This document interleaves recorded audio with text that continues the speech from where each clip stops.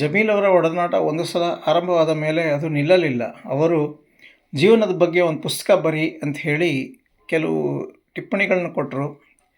ಅದನ್ನು ಮೂಲವಾಗಿ ಇಟ್ಕೊಂಡು ಲೈಫು ಇಷ್ಟೇನೆ ಅನ್ನೋ ಒಂದು ಶೀರ್ಷಿಕೆ ಕೂಡ ಅವರದೇ, ಒಂದು ಪುಸ್ತಕ ಬರದೆ. ಈ ಪುಸ್ತಕ ಹೇಗಿದೆ ಅಂದರೆ, ನಾವು ಯಾವುದೇ ಒಂದು ಪುಟ ತೆಗೆದು ಏನೋ ಒಂದು ಓದಿದರೂ ಏನೋ ಒಂದು ಇಷ್ಟವಾದ ಒಂದು ಅಂಶ ಕಾಣುತ್ತೆ. ಚಿಕ್ಕ ಚಿಕ್ಕ ಲೇಖನಗಳು. ಇದು ಕೆಲವು ಲೇಖನಗಳು ವಿಶ್ವವಾಣಿಯ ಪುರವಣಿಯಲ್ಲಿ ಕೂಡ ಬಂದಿತ್ತು. ನಂತರ ಪುಸ್ತಕದ ವಿಶೇಷ ಇನ್ನೊಂದೇನೆಂದರೆ, ಕೊನೆಯಲ್ಲಿ ಜೀವನ ಮಾಧುರ್ಯಕ್ಕೆ ಕೆಲವು ಟಿಪ್ಪಣಿಗಳಿದೆ.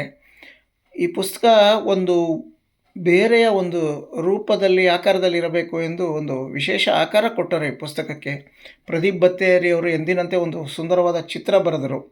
ಇವತ್ತಿಗೆ ಕೂಡ ನನಗೆ ಲೈಫು ಇಷ್ಟೇನಲ್ಲಿ ನಾನು ಎಲ್ಲರೂ ಒಂದು ಕಡೆ ಏನಾದ್ರು ಒಂದು ತೆಗೆದು ನೋಡಿದ್ರೆ ಏನೋ ಒಂದು ಇಷ್ಟ ಆಗುತ್ತೆ. ಇದನ್ನು ಒಮ್ಮೆ ನಾವು ಲೈಬ್ರರಿಗೆ ತೊಗೊಂಡೋಗಿ ಕೊಟ್ವಿ, ಪಬ್ಲಿಕ್ ಲೈಬ್ರರಿಗೆ. ಅದರಲ್ಲಿ ಅವರು ಓದಿದವರು ಕೂಡ ಹಾಗೆ ಅಂದರು, ಪರವಾಗಿಲ್ವೇ, ಎಲ್ಲಿ ಏನು ಓದಿದ್ರು ಏನೋ ಒಂದು ಒಳ್ಳೆಯ ಅಂಶ ಕಾಣಿಸ್ತಾ ಇದೆ ಪುಸ್ತಕ ಅಂತ. ಇದನ್ನು ಬರೆದಿದ್ದು ಕೂಡ ನನಗೆ ಸಾರ್ಥಕತೆ ಅನ್ನಿಸ್ತು. ಯಾಕೆಂದರೆ ಜಮೀಲ್ ಅವ್ರ ಜೊತೆ ಇದು ನನ್ನ ಎರಡನೆಯ ಪುಸ್ತಕ.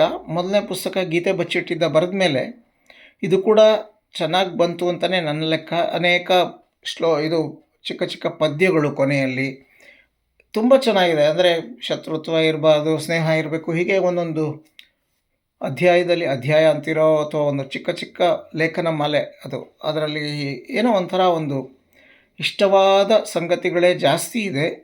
ಹೆಸರು ಮಾತ್ರ ಲೈಫು ಇಷ್ಟೇನೆ ಅಂತ ಇದೆ. ಅಂದರೆ ಇಷ್ಟಿದ್ರೆ ಲೈಫು ಬೇಕಾದಷ್ಟು ಆಯಿತು ಅಂತ ಬೇಕಾದ್ರೆ ನಾವು ಅರ್ಥ ತಗೋಬೋದು, ಅಥವಾ ಲೈಫ್ ಇರೋದೇ ಇಷ್ಟು ಅಂತ ತಗೋಬೋದು. ಇದು ಬಿಟ್ಟು ಇನ್ನೇನು ಇಲ್ಲ ಅಂತ ಕೂಡ ತಗೋಬೋದು.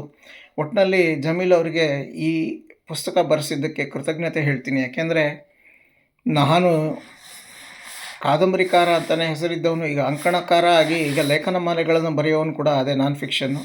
ಇದಕ್ಕೆ ಕಾರಣ ಜಮೀಲ್ ಅವರು ಕೂಡ. ಈಗ ನಮಸ್ಕಾರ.